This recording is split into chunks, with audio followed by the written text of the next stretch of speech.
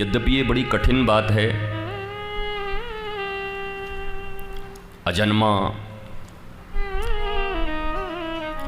जन्म लेता है और इसको लेके बड़े विवाद हैं।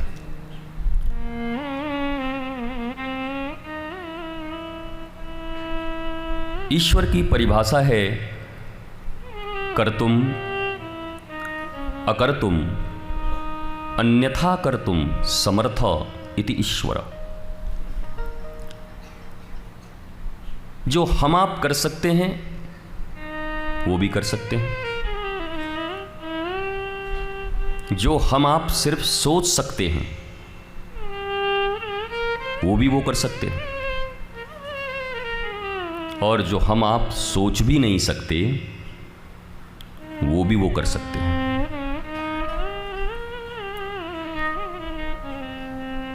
ये तीन विशेषण हैं ईश्वर के साथ। ऐसे तो सदैश्वर्य संपन्नशाली सड़भग, परंतु ये तीन चीजें, इसलिए मानवीय बुद्धि में ये नारियल की खोपड़ी में बहुत सी बात आती नहीं है। वो अपनी दुर्मति,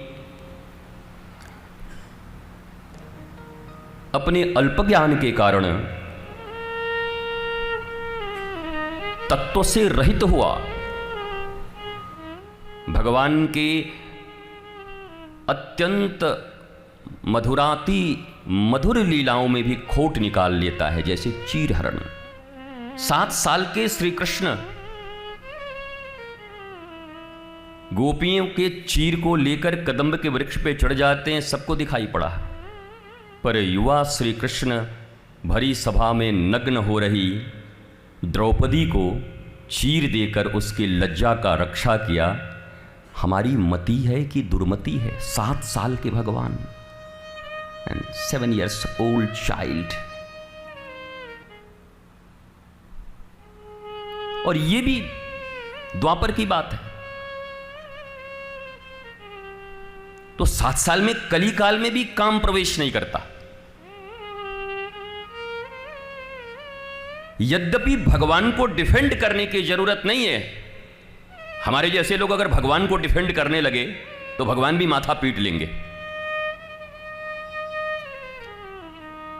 लेकिन समाज में व्याप्त हो रही सनातन संस्कृति के भीतर अज्ञानता के कारण, शास्त्र विहीनता के कारण, मैकॉले की एकेडमिक शिक्षा व्यवस्था में पले बढ़े पढ़े लोग, मैकॉले ने जिनके लिए कह दिया था कि ये भले ही आजाद हो जाएं पर मानसिक रूप से सदा गुलाम रहेंगे, अपने पिता को चिट्ठी लिखी थी मैकॉले ने, रोज तुम्हें याद दिलाता हूं,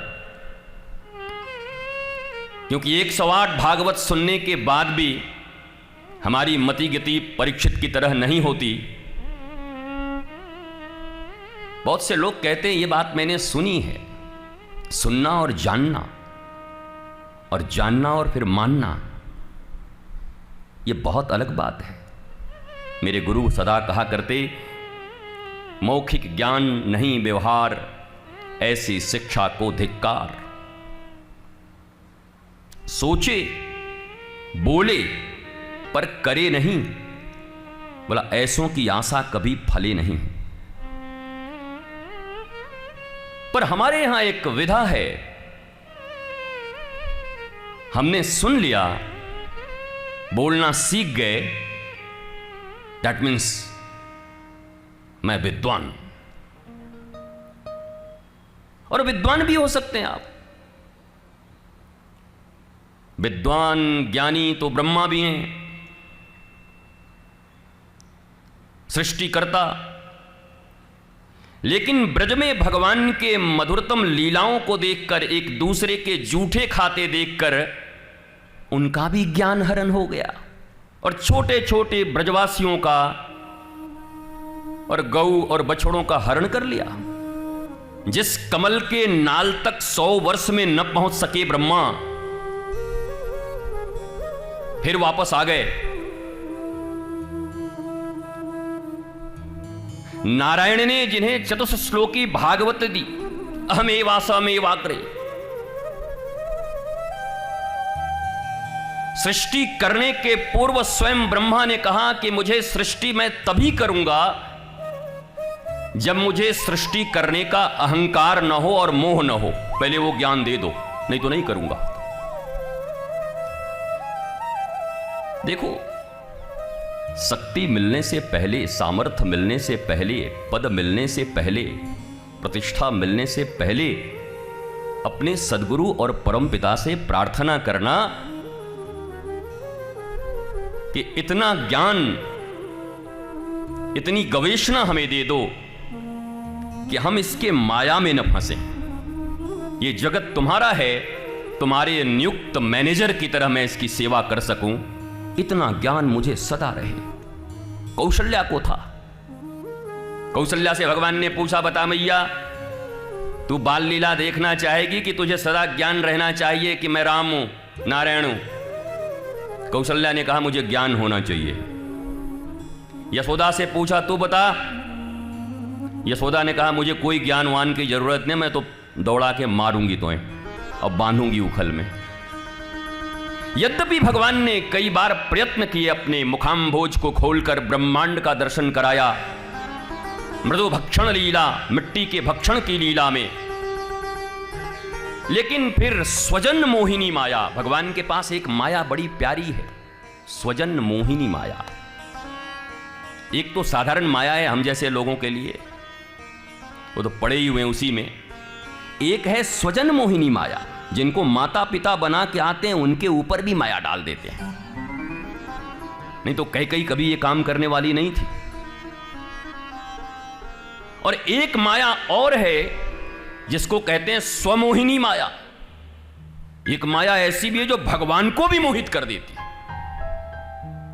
नंद भवन के 84 खंभे आंगन में मणिमुक्ताओं से सुसज्जित रत्न जटित, जब उन खंभे में अपने दृश्य को देखते हैं, अपना ही प्रतिबिंब देखते हैं, तो ठिठक जाते हैं। गोविंद, छोटे से गोविंद माखन चुरा के खा रहे हैं। अचानक खंभे में उनको दिखा, बोला, तू कहां से आयो? हमारो घर में कहां से आए हो? चुप, ये ले माखन खवाई दे रहे हो, मैया को मत बताइयो। और मैया पीछे खड़ी खिलखिला रही है, बारे गोविंद, बारे मेरे लाला। इतना भोला है, अपने ही प्रतिबिंब से डर जा रहा है। भगवान ने इस विशेष लीला को करने के लिए स्वमोहिनी माया का आरोपण किया है स्वयं के ऊपर। इसलिए तत्वतः जिन्हें शास्त्र और तत्वतः जिन्हें धर्म के विषय में ज्ञात न हो, सदगुरु के मुखाम्भोज से बैठकर 12 वर्ष तक, कम से कम एटलीस्ट 12 ईयर्स, जब तक सम्यक प्रकार से शास्त्रोक्त ज्ञान न दे दें, तब तक लीलाओं पर कभी उंगली मत उठाना। ये कहना कि ये लीला मेरी समझ में नहीं आ रही क्योंकि हमारी बुद्धि तो ग्लास की तरह, लोटे की तरह है, पर हे प्रभु ऐसी कृपा करना कि मैं भी जल्दी समझ जाऊं। ऐसा तत्व चिंतन मेरे भीतर में, ऐसों को भक्ति मिल जाएगी।